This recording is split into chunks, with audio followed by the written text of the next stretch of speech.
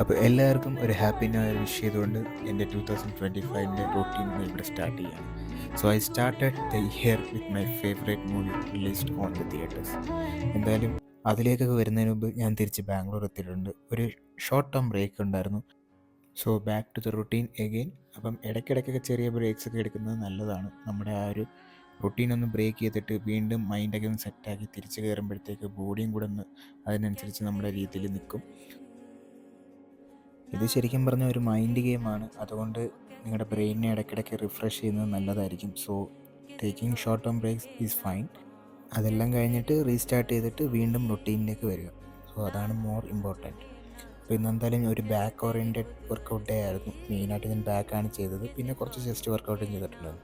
So totally ഒരു upper body oriented വർക്കൗട്ടാണ് ഇന്ന് ചെയ്തേക്കുന്നത്. കാരണം നാളെ പോയി ലെഗ് അടിക്കണം താല്പര്യമുണ്ട്. ഇത് കഴിഞ്ഞിട്ട് ഞാൻ കുറച്ച് കാര്യം ചെയ്തിട്ട് നേരെ വീട്ടിലേക്ക് പോയി ഒരു സെക്കൻഡ് ഷോയ്ക്ക് ബുക്ക് ചെയ്തിട്ടുണ്ടായിരുന്നു. അപ്പം എൻ്റെ ഫേവറേറ്റ് മൂവി റിലീസ് ചെയ്തിട്ടുണ്ട്. അപ്പോൾ അത് തിയേറ്ററിൽ കാണണമെന്നുള്ള ഭയങ്കര ഒരു ആഗ്രഹത്തിലാണ് ഞാൻ ഇന്നിപ്പം സെക്കൻഡ് ഷോയ്ക്ക് കയറിയിരിക്കുന്നത്. വൈബ് അടിപൊളിയായിരിക്കും.